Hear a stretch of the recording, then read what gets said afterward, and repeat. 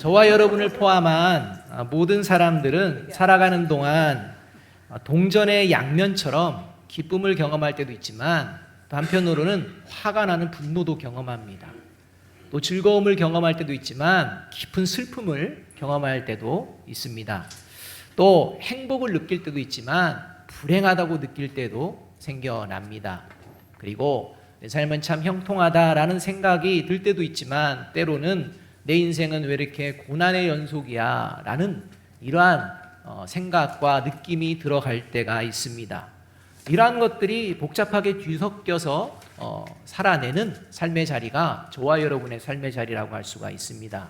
마치 최근 폭우를 통해서 어려움을 경험하거나 500년 만에 찾아오는 유럽의 이런 폭염과 가뭄으로 고통받는 이런 일들이 없을 것 같지만 이런 일들이 실제로 우리의 삶의 자리 가운데에 경험되어진다는 것입니다.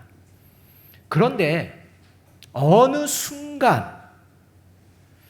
순간부터 누군가는 영원한 기쁨과 즐거움, 행복, 형통을 누리게 됩니다. 반면 또 어느 누군가는 어느 순간부터 영원한 분노와 슬픔과 불행과 고난을 겪어야 합니다. 섞이지 않습니다. 반드시 영원한 행복, 기쁨, 즐거움, 형통함을 누리는 존재가 있는가 하면 또 한편에서는 그 어느 순간 영원한 분노, 슬픔, 고난, 그리고 불행을 영원히 겪어야 되는 이런 상황이 벌어진다는 겁니다. 누군가는 영원히 기뻐하고 즐거워하고 행복해하고 형통을 누리고 누군가는 영원히 분노하며 슬퍼하고 불행하고 고난을 겪어야 되는 반드시 그러한 어느 순간, 그 어느 순간을 오늘 우리가 읽은 성경 본문 7절에서는 이렇게 말씀합니다. 만물의 마지막 때입니다. 만물의 마지막 때가 되는 순간 모든 인간은 둘로 나뉘어진다는 것입니다. 오늘 본문에서 사도 베드로를 통해 하나님의 말씀해 주시는 이 만물의 마지막 때라는 것은 인류의 역사적인 관점에서는 예수님이 다시 오시는 재림의 날인 역사의 종말을 말씀하시는 동시에 이제 사람 개개인에게 있어서는 개인의 종말을 의미하는 죽음의 때, 이때를 의미하는 말씀입니다. 어쩌면 저와 여러분이 살아있는 동안 역사의 종말은 오지 않을 수 있습니다. 그럴 확률이 높습니다. 그러나 비록 역사의 종말은 오지 않을지라도 저와 여러분은 반드시 죽음을 맞이하게 됩니다. 역사의 종말이 오지 않았다고 해서 죽음도 피할 수 있느냐? 결코 그렇지가 않다는 것입니다. 그렇다면 저와 여러분이 죽음의 때를 맞이하고 그 후에 저와 여러분에게는 어떠한 영원한 삶이 예비되었다고 확신하고 계십니까? 이 자리에 모인 저와 여러분이 반드시 맞이하게 될 그 죽음, 만물의 마지막 때, 그때, 그 이후 저와 여러분에게 주어진 그 영원한 삶은 어떤 삶이라고 확신하십니까? 영원한 기쁨과 즐거움과 행복과 형통이 있는 영원한 삶이라고 확신하십니까? 아니면 영원한 분노와 슬픔과 불행과 고난을 겪어야 되는 그런 영원한 삶이라고 생각하고 계십니까? 여러분은 어떤 삶이 될 거라고 예비되어 있을 거라고 확신하십니까? 만일 이 둘 중에 한 가지를 확신하지 못한다면 문제가 있다는 것입니다. 글쎄요라는 답이 나오면 안 됩니다. 하나님께서는 죽음 이후 영원한 기쁨과 즐거움과 행복과 형통을 누리게 되는 존재, 그 존재가 어떤 존재인지 우리가 잘 아는 말씀을 통해 분명히 알려주셨기 때문입니다. 알려주셨음에도 불구하고 저와 여러분이 고백을 못한다는 건 문제가 있다는 것입니다. 영원한 이러한 기쁨, 즐거움, 행복과 형통을 반드시 누리게 되는 존재, 그 존재에 대해서 요한복음 3장 16절과 18절은 분명하게 이렇게 말씀합니다. 함께 한번 읽어보겠습니다. 시작. 하나님이 세상을 이처럼 사랑하사 독생자를 주셨으니 이는 그를 믿는 자마다 멸망하지 않고 영생을 얻게 하려 하심이라. 그를 믿는 자는 심판을 받지 아니하는 것이요 믿지 아니하는 자는 하나님의 독생자의 이름을 믿지 아니하므로 벌써 심판을 받은 것입니다. 이 땅에서 살아가는 동안 예수 그리스도를 믿는 자는 그는 죽음 후 반드시 영원한 기쁨과 즐거움과 행복과 형통을 누리게 될 줄로 믿습니다. 반면 이 땅에서 살아가는 동안 예수 그리스도를 믿지 않고 거부하는 자, 그는 죽음 후에 반드시 영원한 분노와 슬픔과 불행과 고난을 겪는 심판을 받게 된다 라고 하나님이 말씀해주고 계신다는 것입니다. 따라서 저와 여러분이 살아있는 동안 저와 여러분이 예수 그리스도를 향한 믿음이 진정한 믿음인지 아닌지를 돌아보는 것은 매우 중요합니다.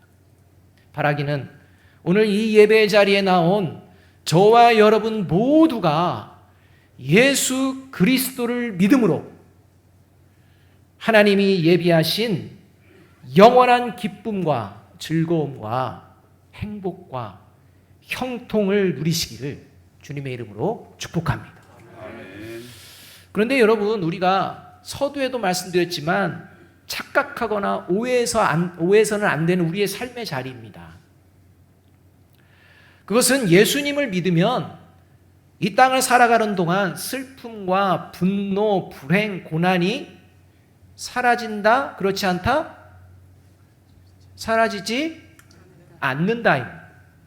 예수님을 믿으면 불행 끝, 고통 끝, 고난 끝, 슬픔 끝, 이제는 막 기쁨이 있고 늘 행복하고 늘 즐겁고 모든 게 형통할 것이다. 이건 가짜 복음입니다. 그렇지 않습니다. 이 땅을 살아가는 동안에 예수님을 믿는 자나 믿지 않는 자나 정도에는 차이가 있을지는 모르지만 그 누구나 동전의 양면과 같은 기쁨이나 분노, 즐거움이나 슬픔, 행복과 불행, 형통과 고난 함께 경험한다는 것입니다. 믿는 자나 믿지 않는 자나 차이가 없습니다. 다를 게 없습니다. 사람마다 좀 다를 뿐입니다. 믿는 자와 믿지 않는 자로 구별되는 게 아니라는 것입니다. 그렇기 때문에 이런 폭우 속에 또 폭염 속에 가뭄 속에 믿는 자도 때로는 고통받고 괴로움을 당하고 심지어 생명까지도 잃어버리게 되는 것입니다. 어떻게 하나님을 믿는데 그런 일이 아닙니다. 그런 일이 벌어집니다. 여러분, 예수님을 믿어도 아주 잘 믿어도 이 땅에서 살아가는 동안 사람들이 겪기 싫어하는 슬픔과 불행과 고난을 겪을 수 있습니다. 그럼에도 불구하고 예수님을 믿는 믿음, 이 믿음은요, 없어지지 않고 더욱 견고해집니다. 여러분, 이것이 하나님의 자녀가 가지고 있는 믿음이라는 겁니다. 어떤 상황이 될지라도 그럼에도 불구하고 믿음이 생겼다가 사라지고 그러지 않습니다. 오히려 믿음은 더욱더 견고해지고 단단해진다는 것입니다. 여러분, 왜 그럴까요? 그것은 바로 이 땅이 전부가 아니라 영원한 하나님의 나라가 있음을 믿기 때문입니다. 여러분, 이 땅이 전부가 아니라 영원한 하나님의 나라가 있는 줄로 믿습니다. 여러분, 이것을 바라보며 살기 때문에 이 땅에 믿지 않는 자나 믿는 자나 동일한 어려움에 처할지라도 그 삶은 달라진다는 것입니다. 그래서 이렇게 예수 그리스도를 믿음으로 영원한 하나님의 나라를 바라보며 살아가는 구원받은 그리스도인은 그 어떠한 상황에서도 하나님이 영광을 받으시는 삶을 살아내고자 한다, 살아낸다, 마침내 살아낼 것이다, 이렇게 오늘 성경은 선포해 주고 있다는 것입니다. 그 말씀이 11절 하반절 말씀입니다. 함께 한번 읽어보겠습니다. 시작. 이는 범사에 예수 그리스도로 말미암아 하나님이 영광을 받으시게 하려 함이니 그에게 영광과 권능이 세세에 무궁하도록 있느니라. 아멘. 11절 말씀에 의하면 구원받은 그리스도인은 이 땅에서 하나님이 영광 받으시는 삶을 살게 되는데, 그 그리스도인의 삶의 상황, 그 삶의 정황, 그 삶의 환경, 이것을 한마디로 어떻게 표시해야 하느냐? 범사에입니다. 범사에. 기쁠 때나 슬플 때나 건강할 때나 병들었을 때나 부유할 때나 가난할 때나 형통할 때나 고난받을 때나 그 어느 때나 범사에입니다. 그렇다면 과연 저와 여러분은 구원받은 성령의 사람으로서 이렇게 범사에 하나님이 영광을 받으시는 삶을 살아내고 있는지 어떻게 하면 알 수 있을까요? 여러분, 범사에 저와 여러분이 하나님이 영광 받으시는 삶을 어떻게 하면 알 수 있을까요? 저와 여러분의 마음과 생각, 그 마음과 생각이 나는 하나님께 영광을 항상 올려드리고 싶다 이면 전부일까요? 아니면 하나님의 말씀을 읽고 듣고 묵상하면 그것이 하나님의 영광을 올려드리는 그런 삶이라고 확신할 수 있을까요? 여러분, 저와 여러분이 범사에 하나님이 영광 받으시는 삶을 살아가는 것을 점검할 수 있는 가장 좋은 방법은 무엇이냐? 그것이 저와 여러분의 손과 발이 무엇을 위해서 열심을 내고 있는지를 살펴보면 된다는 것입니다. 여러분, 평소에 저와 여러분의 손과 발이 무엇을 위해서 열심을 내고 있는지 돌아보면 범사에 하나님께 영광을 돌리는 삶을 살고 있는지 그렇지 못한 삶을 살고 있는지를 확실하게 알 수 있다는 것입니다. 그렇다면 저와 여러분의 손과 발이 어떤 모습이 하나님의 영광을 드러내는 그런 모습일까? 오늘 성경은 가르쳐주고 있습니다. 첫째로, 구원받은 성령의 사람의 손과 발은 바르게 기도하는 손이요, 기도의 자리로 나아가는 발입니다. 여러분, 만일 기도에 관심이 없는 손과 발이라면 그는 구원받은 성령의 사람이라고 할 수 없을 것입니다. 성령의 사람은 반드시 기도하는 사람이기 때문입니다. 기도하는 자리를 사모하기 때문입니다. 특히 그냥 기도만 한다고 되는 게 아닙니다. 바르게 기도한다는 것입니다. 오랫동안 기도하고 열심히 기도한다고 기도하는 게 아니라는 것입니다. 하나님이 영광 받으시는 기도는 바르게 기도하는 것이라는 것입니다. 그래서 7절은 이렇게 말씀하고 있습니다. 함께 읽어봅니다. 시작. 만물의 마지막이 가까이 왔습니다. 그러므로 정신을 차리고 삼가 조심하여 기도하십시오. 만물의 마지막이 가까이 왔다는 것은 점검해 보아야 한다는 겁니다. 다시 한번 하나님이 주시는 기회라는 것입니다. 뭘 먼저 점검해야 되느냐? 저와 여러분이 기도하는 손, 기도의 자리로 나아가는 발, 그것이 무엇을 위해 나아가고 있는지 돌아봐야 한다는 것입니다. 바른 기도가 되지 않으면 곤란하다는 것입니다. 마태복음 6장 5절과 7절을 보게 되면 정신을 못 차리고 잘못된 태도로 기도하는 자들의 모습을 예수님께서 그냥 적나라하게 지적해 주십니다. 이런 모습은 하나님이 기뻐하시지 않는 모습이다. 이런 기도는 하나님이 받으시지 않는다 라고 아주 단호하게 말씀하십니다. 이렇게 말씀합니다. 또 너희는 기도할 때에 외식하는 자와 같이 하지 말라. 그들은 사람에게 보이려고 회당과 큰 거리 어귀에 서서 기도하기를 좋아하느니라. 또 기도할 때에 이방인과 같이 중언부언하지 말라. 그들은 말을 많이 하여야 들으실 줄 생각하느니라. 기도를 싫어한다는 얘기가 아니었습니다. 기도 좋아한다는 겁니다.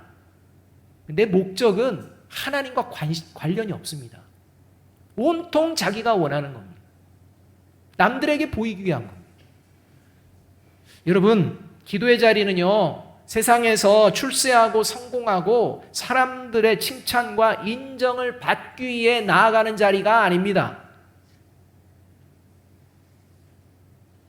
기도의 자리는 하나님의 말씀에 내 자신을 비추어 보고 내가 지금 살아가는 삶의 방향과 그 방식이 하나님 보시기에 바른지 정신 똑바로 차리고 분별하면서 만일 하나님이 원하시는 방향과 방식이 아닌 삶으로 내 손과 내 발이 열심을 내고 있다면 그 손과 발을 하나님이 기뻐하시는 방향과 방식으로 조정하고 변화시키는 자리, 이것이 기도의 자리라는 것입니다.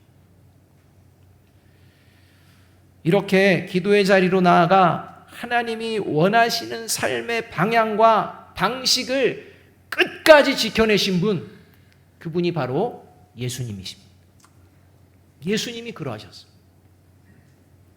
끝까지 기도하고 끝까지 하나님의 방식인지 방향인지를 늘 기도 가운데에 행하셨던 이분이 바로 예수님이십니다. 그리고 결국 예수님께서는 하나님의 우편 보좌에 앉으시고 마지막 때에 예수님을 믿는 자는 구원으로 이끄시고 예수님을 믿지 않는 자들은 영원히 심판하실 것입니다. 바라기는 저와 여러분의 손과 발이 하나님께 바르게 기도하는 데 사용되어짐으로 하나님이 영광 받으시기를 주님의 이름으로 축복합니다. 저와 여러분의 손과 발이 무엇을 향해서 어떤 방식으로 열심을 내고 있는지 말씀에 비추어 보아야 합니다. 잘못됐다면 바로 오늘 이 시간 수정하시는 저와 여러분이 되시기를 간절히 소망합니다. 그 중에 가장 중요한 게 있습니다. 그래서 둘째로 구원받은 성령의 사람의 손과 발은 참 사랑 안에서 치유하는 손이요 회복으로 나아가는 발이어야 합니다. 여러분, 저와 여러분의 손과 발이 치유와 회복을 이루는 손과 발이 되어야 합니다. 용서와 화해를 전하는 손과 발이 되어야 합니다. 이걸 놓고 기도해야 합니다. 8절 말씀을 함께 한번 읽어봅니다. 시작. 무엇보다도 뜨겁게 서로 사랑할지니 사랑은 허다한 죄를 덮느니라. 여기서 뜨겁게 사랑할지니 라고 할 때 이 뜨겁다라는 말은 일시적인 감정으로 막 뜨겁게 사랑의 감정이 막 솟아오르는 이것을 말하는 게 아닙니다. 여기서 뜨겁다라는 말은 열심히 간절히 쉬지 않고 라는 의미를 담고 있습니다. 따라서 이런 맥락에서 뜨겁게 사랑한다는 의미는 일시적으로 그냥 한 번 사랑하고 뭐 두 번 사랑하고 이게 아니라 지속적으로 계속 하나님의 사랑으로 사랑에 내려고 열심을 내는 그 마음, 이것을 이야기합니다. 이렇게 서로를 향해 지속되는 사랑의 마음을 계속 가지고 갈 때 나타나는 실제적인 현상이 뭐냐? 상대방의 죄를 덮어준다는 것입니다. 여러분, 여기서 상대방의 죄를 덮어준다는 건 상대방이 죄 짓도록 그래 그냥 네 마음대로 해라 언제든지 받아줄게 그냥 죄 지어도 돼 이렇게 방관하는 그런 태도를 이야기하는 게 아닙니다. 이 상대방의 허물을 덮어준다는 의미는 그 상대방이 죄를 깨닫고 돌이킴으로써 그 영혼이 하나님 앞에서 치유되고 회복되도록 용서와 화해의 마음을 가지고 기다려주고 기회를 주는 행동을 이야기합니다. 그러니까 하나님이 변화시켜 주시고 하나님이 그 심령을 치유하시고 회복시켜 주실 때까지 기다려주고 인내해주고 용서해주고 화해의 길을 걸어내려고 애쓰는 이 마음, 이 행동, 이것이 뜨겁게 사랑함으로 허다한 죄를 덮는다라는 의미라는 겁니다. 예수님께서는 구원받은 그리스도인의 모습을 마지막 때에 이러한 모습이 될 것이다 라고 마태복음 24장 11절 13절에서 말씀해 주십니다. 이렇게 말씀해 주십니다. 거짓 선지자, 마지막 때에는 거짓 선지자가 많이 일어나 많은 사람을 미혹하겠으며 불법이 성함으로 많은 사람의 사랑이 식어지리라. 그러나 끝까지 견디는 자는 구원을 얻으리라. 이렇게 말씀합니다. 마지막 때의 현상을 말씀하시는 것입니다. 이 만물의 마지막이 가까워지는 그때 저와 여러분이 살아가는 이러한 시대 가운데에 미혹의 영이 가득할 것이라는 것입니다. 그래서 이 미혹의 영에 속아서 이제 하나님이 말씀하시는 참 사랑은 식어지고 거짓된 사랑, 오염된 사랑, 변질된 사랑이 넘치고 이로 인해서 여러 가지 어려운 상황이 벌어지게 되는데 그러한 상황에서도 끝까지 견디는 자는 구원을 받을 것이다. 이 말씀입니다. 여기서 끝까지 견딘다는 것은 그냥 내가 하나님 믿습니다 라는 그 믿음을 이야기하는 건데 이 믿음의 핵심에 뭐가 있느냐? 하나님이 주신 참 사랑을 잃어버리지 않는다는 겁니다. 그러니까 미혹한 영에 빠져가지고 변질된 사랑, 아예 그냥 사랑 자체가 식어버리는 이러한 일들이 벌어지지 않도록 끝까지 견디며 하나님의 사랑을 붙들고 그 하나님의 사랑을 끊임없이 보여내려고 하는 이 모습, 이것이 끝까지 견딘다라는 의미라는 것입니다.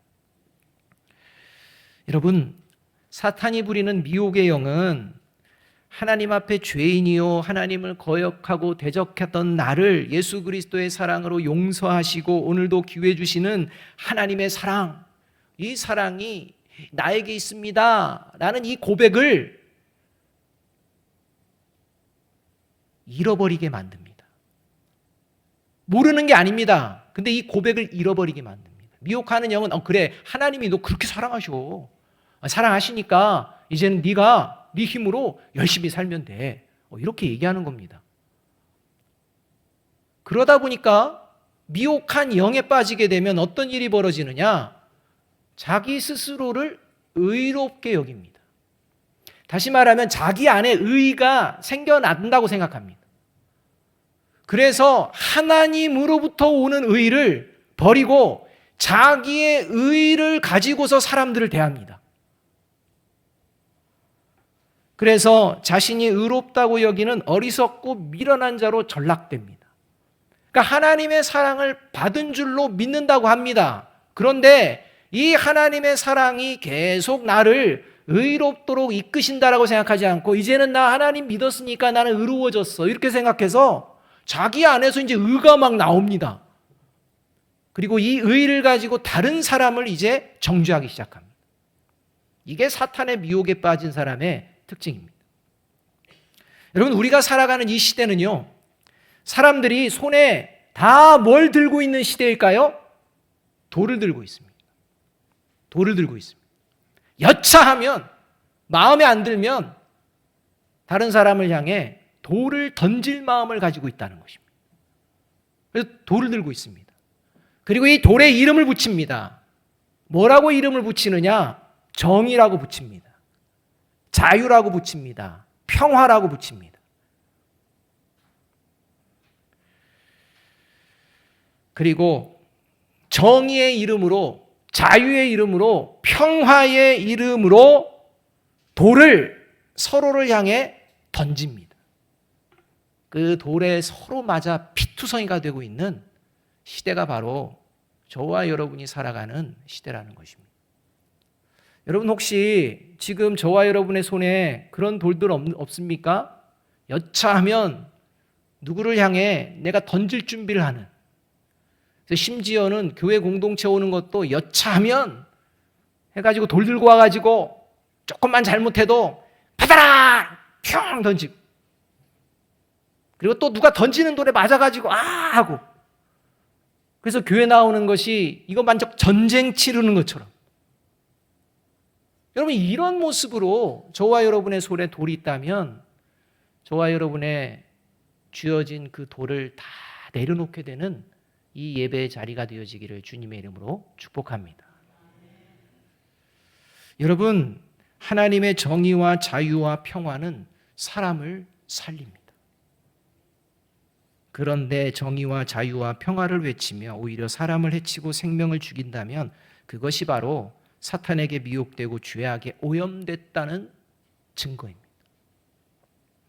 만일 저와 여러분이 마음으로, 생각으로, 행동으로 죄를 지을 때마다 하나님이 정의와 자유와 평화의 이름으로 일일이 지적하시고 들추어내시며 돌을 저와 여러분에게 던지신다면 저와 여러분은 어떻게 되었을까요?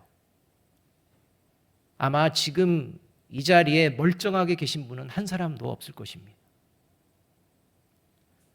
하나님은 그렇게 하지 않으셨습니다.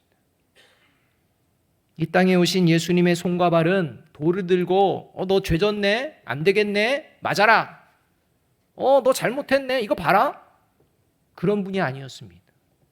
하나님의 손과 발, 예수님이 이 땅에서 보여내신 손과 발은 그 영혼을 치유하시고 용서하시고 회복시켜 주시는 손과 발이었습니다. 그래서 마태복음 8장 2절 3절을 보게 되면 한 나병 환자를 하나님께서 깨끗하게 해달라고 할 때 손을 대서 치료해 주시는 장면이 나옵니다. 여러분 이때 나병 환자가 날 깨끗하게 해주셔요 할 때 너 왜 지금 나병 걸린 줄 알아? 이러 해가지고 너 나병 걸린 거야. 너 잘못했다고 해. 그럼 내가 깨끗하게 해줄게. 그런 하나님이 아닙니다. 먼저 깨끗게 해주십니다. 그리고 그가 예수님을 믿도록 선택하도록 그냥 삶으로 보여내십니다. 여러분 요한복음 8장도 마찬가지입니다. 가늠한 여인이 붙들렸습니다. 이때 돌로 쳐서 사람들이 죽이려고 합니다. 예수님께서 뭘 하십니까? 손가락으로 땅에다가 뭔가를 막 쓰십니다. 그리고 나서 나중에 말하십니다. 죄가 있는 자가 먼저 치세요. 다 돌아갑니다. 그때 예수님도 그 여인에게 너 봐라. 네가 죄를 지으니까 이렇잖아. 라고 하며 정죄하지 않습니다. 그냥 다시는 죄를 짓지 말아라 말씀하십니다. 그 여인에게 기회를 주시는 겁니다. 마가복음 2장 16절 말씀 함께 한번 읽어보겠습니다. 같이 읽습니다. 시작. 바리새인의 서기관들이 예수께 죄인 자들과 함께 잡수시는 것을 보고 그의 제자들에게 이르되 어찌하여 세림이 죄인들과 함께 먹는가? 바리새인의 서기관들 종교 지도자들은 죄인과 세리들 이들은 상종 못하는 그러한 존재, 항상 전죄하고 돌들어서 칠 준비를 하는 그런 존재라고 여겼습니다. 그런데 예수님은 어떻게 하시느냐? 그들을 찾아가십니다. 예수님의 발은 그 죄인과 세리들을 찾아가시는 발이었습니다. 예수님의 손은요, 그 죄인과 세리들과 함께 음식을 잡수시는 손이었습니다. 무엇입니까? 예수님은 예수님의 이 말씀을 통해 그들과 함께하며 그들의 영혼이 치유되고 회복되기를 기다려주시고 그리고 기회를 주시는 그 하나님의 사랑을 그 삶으로 보여내는 모습이었다는 것입니다. 바라기는 저와 여러분의 손과 발이 성령의 인도하심으로 예수님이 보여주신 이 사랑 안에서 치유와 회복을 위해 열심을 내는 손과 발이 되어지기를 주님의 이름으로 축복합니다. 이를 기도하는 것, 이게 아름다운 손이라는 것입니다.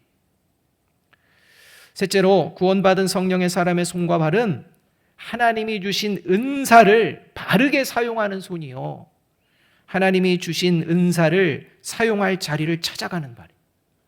다시 말해서 하나님이 주신 은사를 살아낸다는 것입니다. 은사를 발휘하며 살아간다는 것입니다. 9절과 10절의 말씀 함께 한번 읽어봅니다. 시작. 서로 대접하기를 원망 없이 하고 각각 은사를 받은 대로 하나님의 여러 가지 은혜를 맡은 선한 청지기 같이 서로 봉사하라. 하나님은 하나님의 자녀들에게 예외 없이 은사를 주셨습니다. 여러분, 하나님을 믿는데 나에게는 은사가 없어요 라고 말하면 이거 거짓말하는 겁니다. 하나님은 하나님의 자녀들에게 은사를 반드시 주십니다. 특히 교회 공동체 안에 하나님의 자녀로 믿고 모이는 자들에게는 반드시 은사를 주십니다. 왜냐하면 교회 공동체라는 것 자체가 하나님의 몸된 교회를 세우는 하나님의 나라를 보여내는 것인데, 이를 보여내기 위해서 하나님께서는 각자에게 귀한 은사들을 주셨다는 것입니다. 그래서 교회 공동체의 모임을 보게 되면 각자의 은사를 따라서 섬기는 일들이 이루어집니다. 오늘 찬양대에서 가사가 그런 가사 있지 않습니까? 제대로 제가 기억하는지는 모르겠지만 주님 만날 때까지, 천국에서 뵐 때까지 어떻게 하겠다? 찬양하겠다. 맞습니까? 잘 모르겠습니다. 아까 그걸 들으면서 너무 은혜를 받았습니다. 여러분, 하나님을 향한 봉사, 하나님을 향한 섬김, 이 세상을 향한 하나님의 살아계심을 보여내는 일은 10대 때, 20대 때, 30대 때 하는 것이 아니라 저와 여러분이 주님을 만나는 하나님의 나라에 들어가는 그날까지 이루어지게 되는 줄로 믿습니다. 그것을 놓지 않는 것입니다. 이게 은사입니다. 그런데 성경을 보면 성령이 그 안에 없는 자, 구원받지 못한 존재의 특징을 은사와 연결해 주는 것을 볼 수 있습니다. 그러니까 성령이 없고 구원받지 못한 자의 특징이 뭐냐? 은사와 관련되어서 생각해 보면 된다. 이걸 누가 가르쳐 주셨느냐? 예수님이 가르쳐 주셨습니다. 첫 번째로 성령이 없거나 구원받지 못한 존재의 특징은 은사를 숨깁니다. 묻어둡니다. 사용하지 않습니다. 이렇다는 것입니다. 그래서 마태복음 25장 18절이 이렇게 말씀하고 있습니다. 같이 한번 읽어봅니다. 시작. 한 달란트, 마태복음 25장 18절 말씀, 제가 읽어드리겠습니다. 한 달란트 받은 자는 가서 땅을 파고 그 주인의 돈을 감추어 두었더니, 그러니까 달란트 은사를 분명 받았습니다. 그런데 사용하지 않습니다. 그냥 땅에 묻어둡니다. 여러분, 이런 존재가 있다는 겁니다. 두 번째는 어떤 존재가 있느냐? 은사를 사용하긴 하는데 바르게 사용하지 못하는 자가 있다 말합니다. 은사가 있습니다. 은사를 사용합니다. 근데 하나님이 원하시는 바른 방법으로 사용하지 않습니다. 그저 인간적으로 그냥 사용하려고 합니다. 그게 누가복음 9장 62절의 말씀입니다. 함께 한번 읽어보겠습니다. 같이 읽습니다. 시작. 예수께서 이르시되 손에 쟁기를 잡고 뒤를 돌아보는 자는 하나님의 나라에 합당하지 아니하니라 하시니라. 지금 예수님께서 말씀하시는 존재가 있는데 이 존재는 뭐냐? 손에 쟁기를 쥐었다는 것입니다. 쟁기를 쥐었다는 건 일할 수 있는 능력이 있다는 것입니다. 그리고 어떤 일을 해야 되는지 알고 있다는 겁니다. 근데 문제가 있습니다. 손에 쟁기를 쥐고 일을 하려면 일을 하는 곳에 집중해서 잘못되지 않도록 그렇게 일을 해야 되는데 어떻게 하고 있다? 뒤를 돌아보고 있다는 것입니다. 여러분, 뒤를 돌아보며 일을 하면 일이 제대로 되겠습니까? 안 되는 것입니다. 여러분, 하나님이 주신 은사를 하나님이 기뻐하시는 방법으로 사용하려고 노력해야 되는데 그게 아니라 세속적인 생각이 들어오고 사탄의 마음이 들어와서 이제는 처음에는 하나님의 영광과 하나님께 기쁨을 올려드리려고 은사를 사용하는데 어느 순간 세상을 돌아봅니다. 그러면서 나만 왜 이렇게 해야 돼? 이런 것입니다. 나는 갈등을 겪습니다. 어려움을 겪습니다. 그래서 때로는 후회도 합니다. 내가 왜 이렇게까지 할 필요가 있어? 이런 후회도 한다는 것입니다. 그리고 다른 사람들의 눈치도 봅니다. 다른 사람들이 어떻게 생각하느냐에 따라서 내가 열심히 할 것이냐 말 것이냐. 여러분, 이렇게 하나님이 주신 은사를 하나님이 보시기에 아름답게 사용하려는 생각이 아니라 그저 세속적인 그러한 마음과 생각으로 사용하는 이러한 모습이 심각한 건 하나님의 나라에 합당하지 않다라고 예수님께서 말씀하고 계시기 때문입니다. 여러분, 모든 인류의 죄를 용서하실 수 있는 유일한 은사를 가지신 분이 딱 한 분 계셨습니다. 그분이 누굽니까? 예수님입니다. 예수님 죄가 없습니다. 근데 하나님이 은사를 하나 주셨습니다. 수많은 은사 중에 가장 독특한 은사입니다. 모든 인류의 죄를 사할 수 있는 은사입니다. 근데 죽어야 합니다. 여러분, 저와 여러분 같으면 받아들일 수 있겠습니까? 내가 왜 죽어요? 나 그런 은사 필요 없어요. 이렇게 할 수도 있습니다. 근데 하나님이 말씀하십니다. 아들아, 너에게만 그 은사가 있다. 이때 예수님이 하나님의 말씀을 듣고 하나님이 주신 그 은사를 가지고 이 땅에 오십니다. 그리고 모든 인류를 위해 아낌없이 그 은사를 가지고 봉사하신 사건, 그 사건이 바로 십자가입니다. 여러분, 이것을 믿는 성령의 사람은 예수님을 따르는 사람입니다. 따라서 성령의 인도하심을 따라 하나님이 주신 은사를 가지고 바르게 봉사합니다. 사람들 보며 봉사하는 게 아닙니다. 그래서 봉사를 감사로 여깁니다. 바라기는 저와 여러분의 손과 발이 사탄에게 미혹되지 않고 하나님이 영광 받으시도록 참 사랑 안에서 바르게 기도하며 하나님이 주신 은사를 가지고 참 사랑으로 서로 아름답게 봉사하는 손과 발이 되시기를 주님의 이름으로 축복합니다. 이런 손과 발이 저와 여러분의 가정에서 그리고 일터에서 보여지게 될 때 수많은 사람들이 하나님의 살아계심을 고백하게 될 줄로 믿습니다. 이런 손과 새로운 손과 발을 가진 사람, 그가 성령의 사람이요 마지막에 영원하신 하나님과 함께 영원한 기쁨과 즐거움과 행복과 형통함을 누리게 될 것입니다. 마지막으로 야고보서 4장 17절과 갈라디아서 6장 9절의 말씀 함께 읽습니다. 같이 읽습니다. 시작. 그러므로 사람이 선을 행할 줄 알고도 행하지 아니하면 죄니라. 우리가 선을 행하되 낙심하지 말지니 포기하지 아니하면 때가 이름에 거두리라.